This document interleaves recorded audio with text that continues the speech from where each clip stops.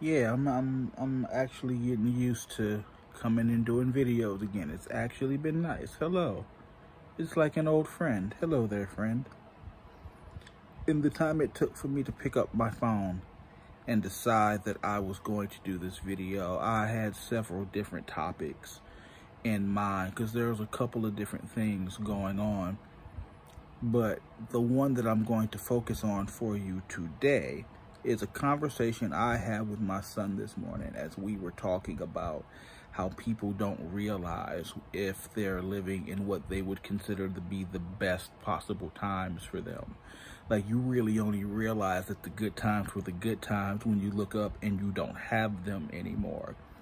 So I can say objectively that despite the fact that the world has been shot to hell, and I no longer feel guilty for saying it, the Harris family has thrived and we are doing well. I am happier than I have ever been. I have a sense of fulfillment and passion in my life that I would afford to anyone. I feel like everybody should be able to take pride in the things that they do and present it to those who they hold in high esteem, and then get constructive criticism. And sometimes that's positive, sometimes that's negative, but we live in a home where we thrive off that energy. You know, like my son is in the next room, probably with some weed in his hand, doing his thing. My wife is in here on her phone. She don't have her weed in her hand, but that's okay. Contact high. She right here with me. She reaching for it. She looking for it. It's within our arm's reach. We all just sitting around and we're doing our thing.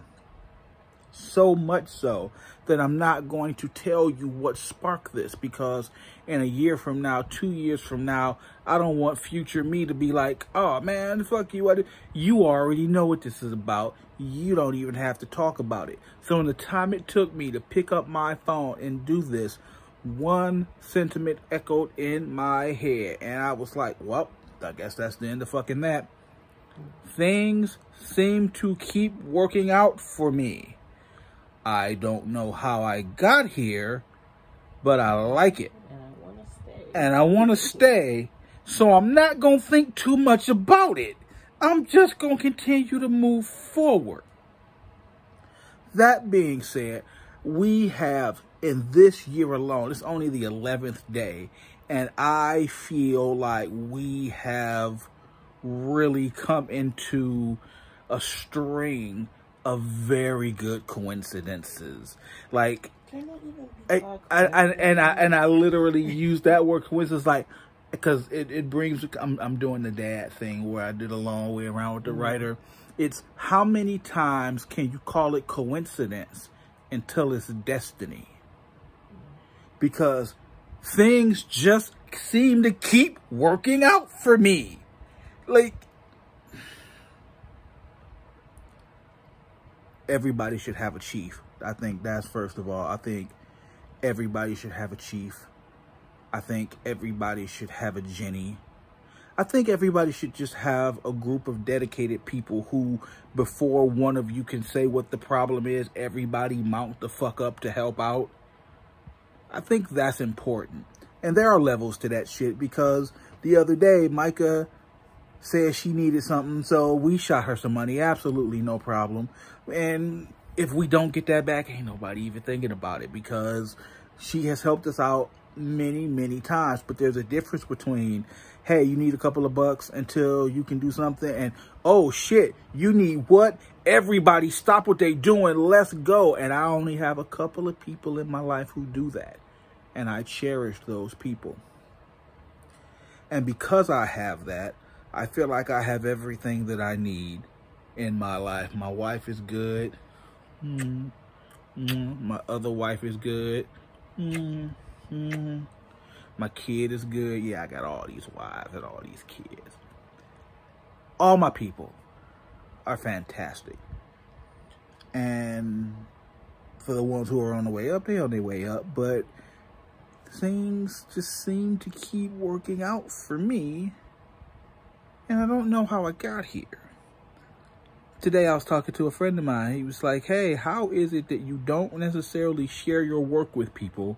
Like, I share it with a couple of people, clearly, but not on the scale where I'm like, share, and subscribe. I'm not pushing my shit on people. He was asking us, like, how is it that the word is getting out about you, but you don't really share your work with anyone? And I was like, beats fucking me. The only answer I can give you is things just keep working out for me. Holistics are the way to go, man. Like, there's something to it. You know what? Future me will understand. We got a very generous offer from our property managers that was basically like, give back the keys, do not pass go, do not collect $200, and they would wipe the slate clean for all the pandemic shit.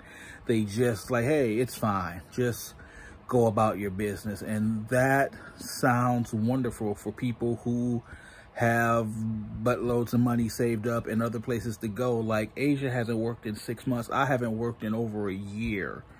So we don't have the job security it would take to up and move. You know, we don't have the security deposit, the first month's rent to actually just up and move. There's so much. And then who wants to go looking for an apartment during the pandemic? Now I'm going around to a bunch of different sweaty apartments. At least the sweat and everything in the atmosphere in my place is the same stank it's been since 2013. Like, it's mine and it's settled, and I'm not looking to uproot that during the global pandemic where yesterday 4,100 people died. Nah, dude, I kind of need a safe space, you know? So the entire offer to me honestly just reeks of, they know they'll never get this money back when it goes to court. Let's say this shit blows over in a year, and now they send all of these cases to court. These people owe us money that when it goes to court, the judges are going to be like, well, where the fuck do you think people are supposed to get the money to pay you? They were busy surviving during a pandemic. So the offer that they're offering now will probably be the same offer that they have to offer when all this is over. The difference being is that now at least this apartment complex can cut their losses and not have to worry about that, because they won't offer that new fucking deal to people who move in. Why would you move in and you need rental assistance? Why would you move in during the pandemic and there's no money coming in? So these kinds of offers won't apply to people who are just coming in, because clearly you can afford it. But the people who are in a bad way can't. And they know that. And they know they can't just put you out. So it's going to be fun. The email was actually very cordial. And it's really a good offer. It really, really is. But we don't have anywhere to fucking go. I don't want to fucking move. Like, when I move, it's going to be to a house. And when I move, it's going to be on my terms. And it's not going to be because Chester sent me an email. You know, it's bigger, badder property managers have tried with us. I remember walking home from the light rail station in uniform, complaining about the property managers who wanted to threaten us with something and told us we had X amount of time to do X amount or whatever. Where the fuck are they now? What? Who was that? I don't even remember the name of that complex. What were the Golan Services? Griffin? It's been a bunch of y'all. It don't matter. But we've outlasted all of them. So me being here arguing about property managers is not a new thing. But this just really reeks of, we want to cut our losses before this goes to court and we never see a dime of this, or before some sort of democratic executive order comes down that says amnesty for everybody.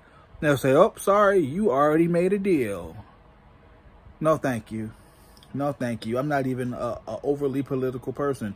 And maybe to the informed political party, perhaps I sound ignorant. If somebody from here to the next time I do a video wants to fucking correct me, that's fine. But it seems to me that the Democratic Party was the only ones pushing for $2,000, and the Republicans were the ones who were saying they didn't want to do that. But now, guess what? The Republicans don't have they don't control the House anymore, and there's a Democratic president. And so I feel like some sort of amnesty offer, something big is going to come down the pipeline, and these guys want to get off with the chump change while they can. And that's smart. I'm not even mad. Like, I would fucking do it too. I would literally want to cut my losses and not have people just sitting here. Because worst case scenario is they say, oh, well, you didn't want to take our offer, I guess we're going to put you out. But if that was an option, they would literally just say, hey, we're exercising that option. You've got 60 days. That would have been smart. But they can't do that because it's a pandemic. There are a lot of people, when you throw them big words and fancy numbers and put it in bold and type it in all caps, it scares people. I know, because I used to be one of those people. But I know enough about things to know you can't put people out right now. This is costing you more money than you're ever going to make back. And it makes sense that you want to try to recoup some of that. But I will not put myself in harm's way to take your shiny offer so that your first quarter numbers can go up. I'm talking about people. I'm talking about my people. And I'm not about to have my people searching through dusty apartments. Who wants to do that? And when we move, it's going to be a house for my kids. Not another apartment because the bungalows wanted to square away their bottom line this quarter. Not a thing. Enter. Come on. Is that not the door? Huh. That's weird.